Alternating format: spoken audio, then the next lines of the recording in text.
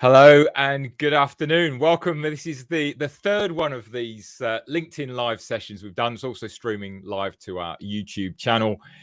We're calling these practical leadership, which really captures the essence of what we're about in LMI. It's not a forum, a format. It's not what we do to discuss kind of leadership in a theoretical academic way, but to really get to the nub of what leadership is all about on a practical day-to-day basis, things that people are facing. And so really glad that you can join us for this. If you're watching live, if you're watching as a catch up, then fantastic as well. And trust you enjoy these sessions.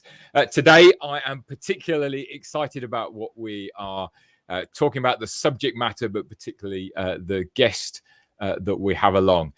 So I'm going to introduce, without any further ado, Sam Whelan to you. Welcome, Sam. Hi, Nick. How are you doing? Great. As you know, I was going to give you this kind of read out this fantastic bio for you and tell you all these things. And I thought I'll only mess it up. So why don't you do that? And you'll get the facts right. Yeah, and I'm happy to mess it up as well. So, as I said, thanks very much for inviting me on here, Nick. I really appreciate the time. Well, for those who don't know me, and you might be able to tell from the accent, originally a Brummie, brought up in the Midlands, until eventually becoming an adopted Liverpudlian for the last 16 years. So I was born from Sutton Coldfield, but since about 18, I lived in Liverpool. That's where I completed my medical school training and stayed here ever since, really, Nick. I think 2013, I qualified as a doctor, and I went through all the training. And during that time, did lots of different things as well, through medicine, surgery, accident, emergency, and then followed a particular passion in elite sport during rugby league, and more recently football with Blackburn Rovers, and then obviously working with the FA as well in their tutor program. Last few years, just qualified as a general practitioner, and but more importantly, looking forward to joining the LMI team now. Great. Yes. Thank you. Yeah, we're really delighted to have you on board working with us in leadership development. And as I understand it, that your first encounter with LMI goes back a fair while to a mutual friend and now colleague, Mark Tonks, in the West Midlands.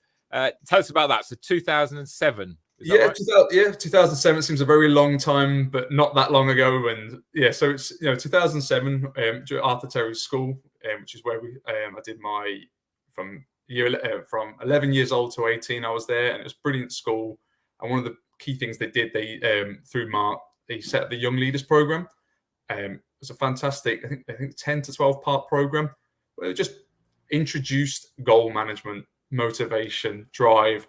It was things that you saw in sports, that I did a lot of sport when I was growing up, like swimming, football, and everything really, but never really from a business, personal, reaching out type of point of view. And I just found the course really, we took it for granted at the time because you didn't know how much it was going to be needed in the future, really. But that's where I first got into it, and trying to keep those principles going to this day, really.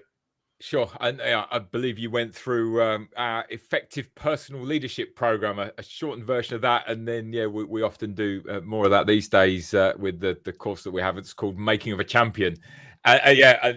What Mark did back then and that you were part of is something that we talk about so often. We think, if only we could get this to everybody. And the amount of times we work with people on those sorts of things you mentioned, goal setting, personal motivation, organization, and people who go through programs with us, much later in life and just think, I wish I'd learned this when I was 17, 18. And you were one of the lucky ones that had that chance. Absolutely. It did feel, I think, a bit of luck, and almost through Mark's perseverance that even came to the school in the first place. The school was obviously brilliant at doing lots of different things outside of the normal subjects, but it's new. It's new in high level business. It's not done enough, let alone in schools. And that's why I've got a real passion for making sure that we can deliver that to 16 to sort of 24-year-olds, that Making a Champion type course. Those who have had a lost end, or those just need a bit of a kick, this is what do you actually want to do, and not just what you think your parents want you to do or what your teachers think you want to do. What do you actually want to do? And that's what I really think the course values. Sure. And so if you were to to think back from there, and it's hard to kind of connect the thoughts entirely, but in terms of at the time, what did you take from that, and how did that affect then kind of the decisions you made? The most important thing was the time management. No one's ever sat you down and made you physically write down, all right, what are you doing at this time? What are you doing? Why are you doing it at that time? And actually, but then don't be a hero. Don't write it all out. You need some time off. When you're going for a swim, when you're going for a kick around with your mates. So just a bit more real life, a bit more pragmatism. You hear a lot of comments now. They don't teach us that. They should have taught us that at school. And this is that one of them, actually, time management. I think we all know somebody who certainly needs a little bit of time management. And in the past, that was fine. You may be a little bit late, but now it's starting to really impact on work-life balance of people. And I think that's why it's so critical that was installed at a young age. And don't get me wrong, sometimes it wavers, but then you've always got that foundation to go back to and go, right, go on, Sam. Here we go. Plan your day. What's your goals? And what can we actually just, that's not important. That can't be done today. And it's sometimes just that giving yourself that permission that my day's full and that's okay. Yeah. And I think that's really important as well from the productivity side. Yeah, certainly. And yeah, ongoing, it's a continual thing that we talk about, even the meetings I've had already today. Mostly we're talking, leadership, people on leadership programs, we're mostly talking about the nuts and bolts of how you manage what you've got on day to day. It's that core foundation, isn't it, that takes you up into Absolutely. All the other aspects of leadership that are really important. Great. So then, tell us a little bit about how your career developed, how you got into medicine and then into the sporting world professionally. Yes. And all that. Yes, I think I was probably the third student to be able to get into medical school in about 10 years at the school. So obviously, I attribute that to the program as well. Just that, once again, you're allowed to set goals. It's a long process getting into the medical school. It's not a simple application. There's a long step. So you need lots of different subsections along the way, which the course helped with. But yeah, very lucky to have got that nod back in 2000. I think it was Christmas Eve. I think I got the 2007. I think I got the message saying you had an interview with Liverpool, and straight away I fell in love with the city, the capital of culture at the time. I didn't even know what that meant at the time, as a 17-year-old, 18-year-old. But it's been a fantastic time to be in the city, rejuvenation, and then medical school was it's not easy. It certainly was I wouldn't say a brutal 5 year, but certainly a different experience to most students that we shared at the time. And once again, it's all about time planning, time management. There was so much to know, and you had to look after yourself. And certainly now, after working a GP affiliated with the medical school, you're just seeing that level of burnout, that level of problems there. So that's why it was so important that, once again, I took for granted that I could manage my time well, plan ahead, and know when this is it for the day. And that was really important, and sort of take that pressure off, and almost that holistic wheel, the wheel we talk about, or the wheel of life, all those different elements, part was really important, the sporting background. So that helped me get through, with a bit of luck as well, I'm sure. You can never doubt that. But yeah, so five good years, but 5 very fun years. And you thought you knew everything in the world until day one of when you started being a doctor, and that almost went out the window, really. Yes. Yeah. So yeah, it's interesting that story. Whenever I talk to anybody who's got their way through medical school, or and other sorts of studies where you think that you just know there's a lot of graft, a lot of hard work. Yeah. So yeah, interesting and great to hear that you had some of the tools that meant that you were able to say, yeah, that's enough. Now I'm gonna down tools. I'm gonna rest, recuperate, and that's from the conversations that we've had already. That's been an ongoing theme that you're noticing. You mentioned things like burnout, the ongoing challenges that people have when they're in busy and pressurized environments. Can you say a little bit more of what you've kind of observed, learned around those sorts of themes? We talk daily and are faced continually with the challenges of mental health and stress and burnout and all those sorts of things. Yeah, so the connection was slightly blunted there, but I think what I got is that tell us about your day-to-day, what have you seen with sort of the problems with that, do you say? Yeah, sure. Yeah, so the NHS is one of the best places to work in the world. We know we're all been touched by it. We all use it every day, directly, indirectly. We know every family member, and it's a wonderful, brilliant service with some of the most hardworking, grafting doctors, nurses, porters, physios, and go above and beyond because it's for many people a vocation, and therefore people are happy to put the hours in because it's real people and not a product as such, and that makes it a wonderful service. But also that you see people go above and beyond that little bit further each time, and you can just see that. And also like a production line, for example, no one tells the 70 people who got unwell that day that there was only capacity for 30 people. So obviously staff don't have a choice. It's what you cannot predict trauma, you cannot predict ill health, you cannot predict any emergency situation. And that's why it naturally is always going to be a stress-inducing facility because of the nature of the job. And I think people can tolerate that. But I think of late, the biggest problem with that is that it's the constant squeeze, the constant pressure. I think there used to be an amber system of red, amber, green. I think it's always on black alert now. So I think it's almost that constant. There's no release in the system, and that's what you start to really impact whilst working with people, but also actually on the other end as a GP, who's actually coming in to see you, who's asking for those notes, and it's now sadly very standard that it is an NHS staff who especially through COVID. There's one nurse that sticks out to me, and she was fantastic by the sounds of it. She's done so many shifts, and the guilt, that's I think the real important thing, the guilt that she hadn't done enough on a critical care unit. And I think most of us think, how could anybody who was on the 2 years of the front line of COVID have any guilt? Yeah, hadn't done enough. And yet at this point she was beyond burnout and it's really struggling. Yeah.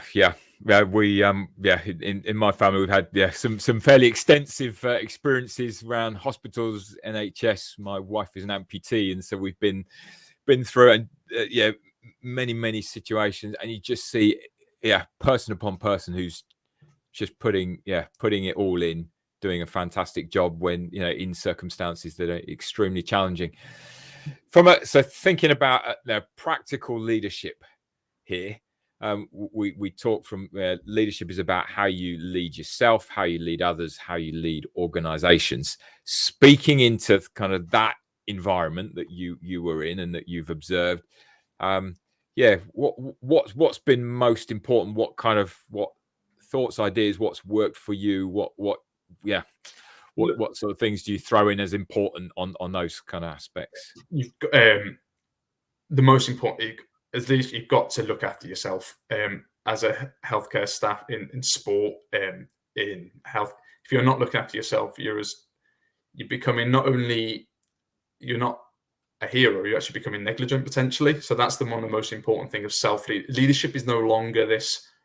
I said from a sporting background, the Petrov era, Stilian Petrov was who else was a captain? Aston Villa player, yes. Yeah, that type of era that was the captain. More locally now, Steven Gerrard, that captain grabbing everybody, let's go.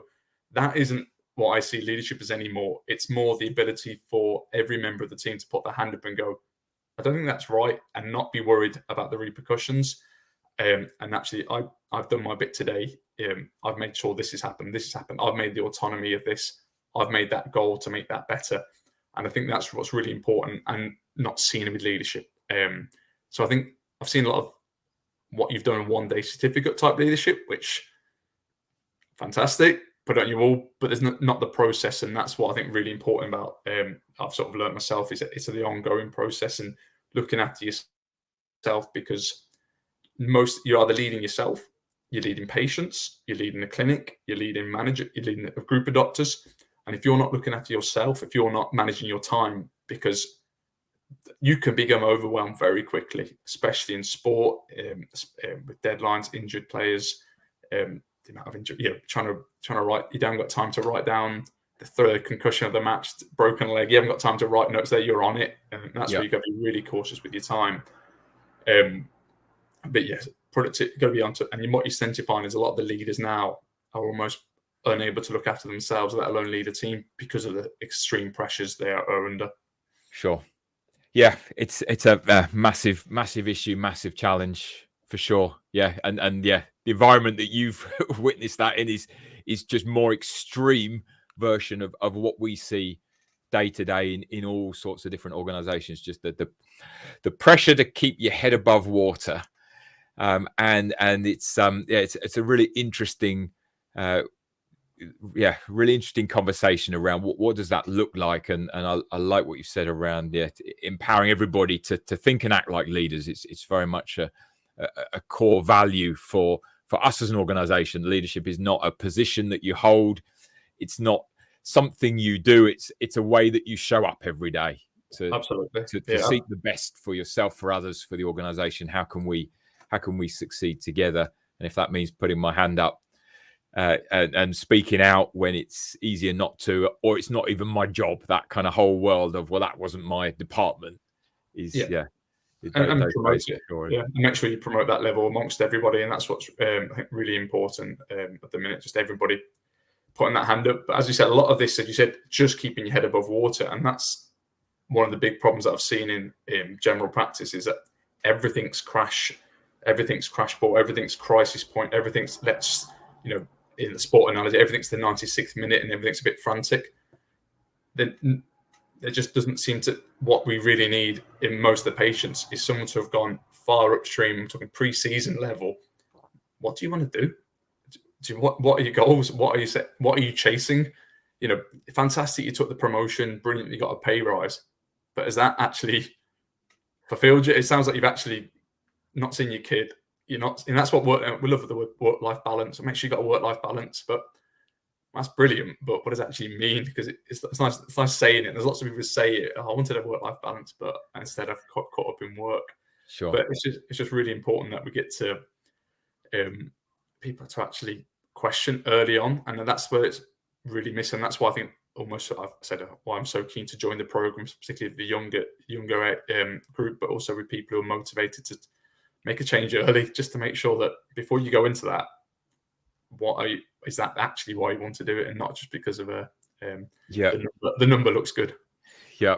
Anybody who's been on any of the programs that I've run, or some of the open workshops, we do an open workshop each month called Foundations of Success, as you know, a couple of hours just to introduce some of the concepts, and the first one being about having clear direction or a picture of what success is as a fundamental for whether it's booking a holiday, doing a DIY project, running the world's largest organization. Yep. And I always like to illustrate it with the idea of getting into a taxi. What's the first question? You get in the back of a taxi, black cab in London or wherever, not one of these pre-booked Ubers or something. You get in the taxi. Are you free? Yeah, jump in. What's the first question you get asked? And of course, it's where you're going. And imagine just saying, well, just drive. Don't ask me a stupid question. I'm late. I'm busy. Just drive. And the taxi driver will go, well, we've picked up a right one here. Yeah. It makes no sense at all. No, it's going to cost you a lot. It's just going to cost you a lot is all I'm thinking there. Yeah, it is. Yeah. And you could be going down all sorts of rabbit warrens. And that's why you're absolutely right. When I said, it's back in 2007, it was easy. I had clear direction. I had goals. But then in medicine, you're sometimes guilty of just going through the next training scheme. Lots of people, vets, accountants, lots of different industries, lawyers, they've all gone through the training. Then there's like the professional accreditation stage. Then it's I'll just do this, and actually you become guilty of. Mark actually asked me, so a few years ago we had a chat again. He's like, "So what are your goals?" I'm like, "Oh, what's this?" And he goes, "You told me that at 17. What are your goals now?" And I couldn't answer him, and that's almost started this whole journey of the dynamic nature of goal setting and motivation, because it's fantastic. You've done it at 17, but it evolves. I've got a young family now. I've got a very lively dog. So think your life's different, and if you haven't changed your vision, haven't changed your goal, you're just going to become frustrated, I think, and a bit aimless. And aimless isn't a nice place for anybody, really. There's content, which I think is completely different, but you can be content and still looking for new opportunities, new dreams, and things like that as well. Sure. Yeah. The consistency of using some of these tools, again, the really, really practical leadership tools like goal setting. Who's not heard about that and done it at some point, but making it part of the routine, personal Absolutely. goals, business goals, career goals, social goals, goals about who we're becoming, not just about what we're achieving and doing, all of those things.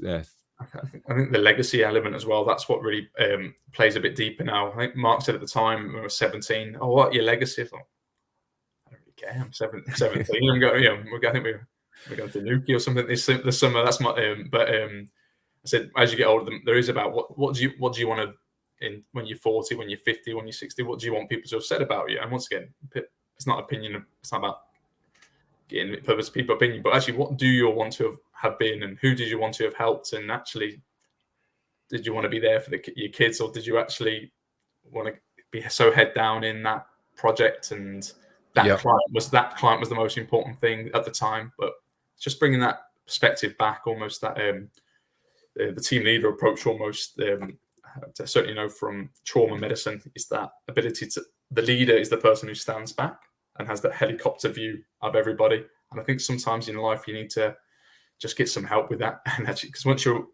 if you're task focused, you're not going to be able to have that time to look at all those different elements. And that's why I think the course offers so much. And that's why obviously I'm committing to join the team. Sure. Yeah. Great. Well, Sam, it's really interesting stuff. And I'm conscious time is flying by at an outrageous rate.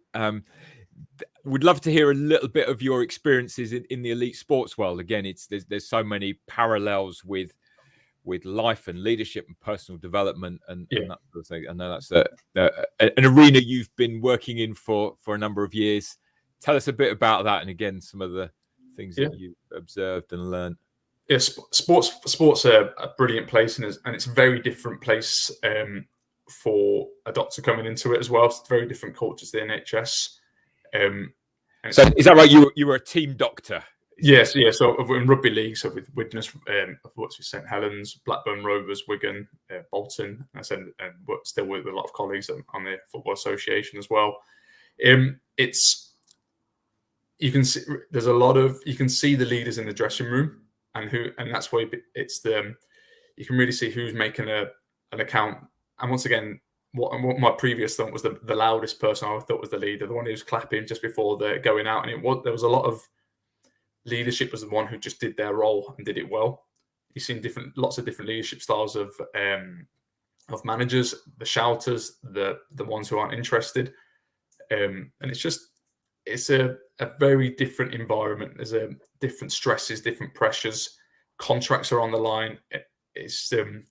And especially when you're trying to potentially getting rushed back, so it puts you under a lot of different pressures as well. And actually, you got to have your autonomy, your red lines, and you've got to take ownership as well. Your leadership is that, even if it's interesting. So in the NHS, you tend to be the decision maker, the leader, whereas in sport, you tend to fit in the manager or the chief exec and actually you sit in a different place.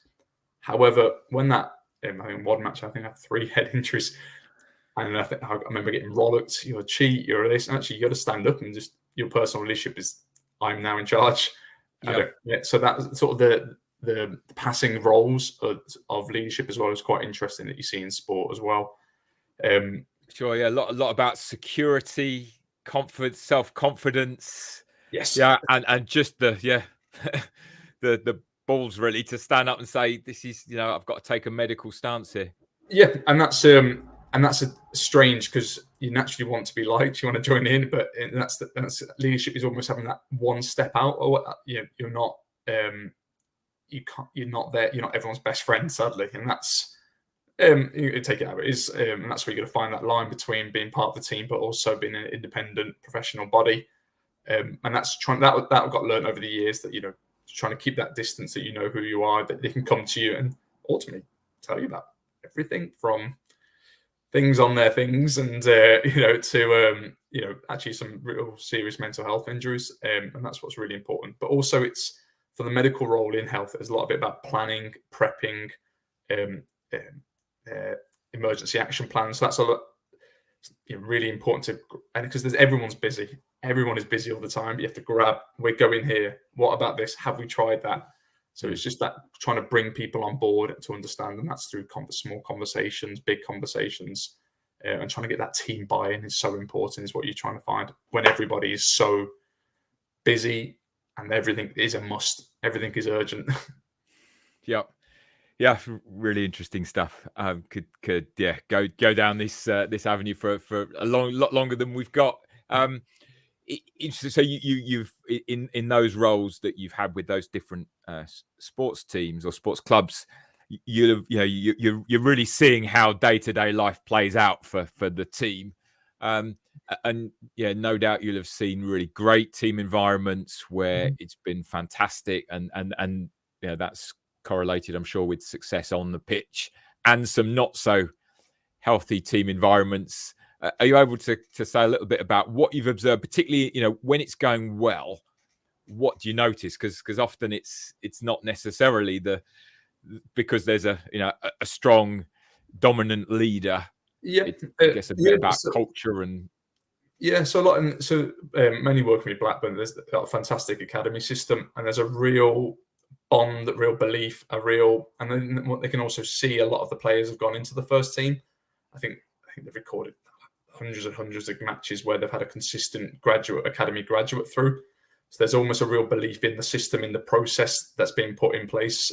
So there's a real trust almost amongst that, and they can see their peers going up. I think that's a really nice place to be, and belief that even if they've won the game, lost the game, it's less important in academy football than first team, but they can just start to believe and see that.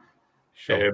So that's really important. I think it's sometimes more tricky in rugby where it's a lot more fluid, the contracts are sometimes very very short duration. So sometimes 3 months, 2 months, and without that sort of that safety net as such, and that's why it's a little bit more difficult and a bit more, I guess. An injury is quite a very stressful thing, and head injuries as well, very important to be looked after, because they need to keep playing. It's like a semi-professional almost level sometimes. If you don't play well, or if you get a head knock, you can't do your work on Monday and Tuesday. You should be rested, and that's who's paying mortgage then, type of questions you get asked, and that's a real difficult area to live in as well. Sure. Yeah, interesting what you're saying. Going back to both the day-to-day realities and challenges of sport and injury, but the Blackburn thing where people can see, there's belief in what's happening with the organisation. I think that translates really well into business, into any kind of organisation where if you've got a sense that I can progress here, this team, this organisation, the leadership cares about me. There's a pathway, some sense of vision for the future, rather than just being locked in where you are. I think those are interesting things for leaders to think about. How is that being created? And equally, in sports teams where there's no history of that happening, and that must be demoralizing. If you're a level down and you just can't see that I can get where I want to get to. This is my goal, my dream, and it doesn't seem like there's an open door there. But sometimes the sort of final sort of thing on sport is that assumption, because it is a big name place, a big name club, that you assume that everything is going to be working well, or that'll be done, or it's always someone's responsibility. So going back to that first thing we said in healthcare, putting your hand up and making sure that you have to sort it out, really. Yeah, great. We're a couple of minutes from the end. Sam, is there anything else that you kind of would like to say, just generally, again, sort of under this sort of banner of practical leadership, whether it's kind of looking after ourselves or leading into teams, organizations, that you think is important from what you've learned? I just really believe in making people have that stop, that pause, and just have a look at your life and that general direction of where you want to go. I think it's just so important to just not waste years of not knowing what you want to do, and just make sure that you can every so often have that refocus, redrive, just to save you sort of becoming, as we said, aimless and running into sort of that could potentially run into mental health or burnout problems. So just always have that 2 to 3 year recap and refocus of where do you want to be in life. And I think that's the most important thing that I've seen over the years. Yeah, brilliant. That's very wise, and we talk a lot within the LMI programs and system of goal setting and planning, daily, weekly, monthly, time to pause, reflect. What went well, even better if.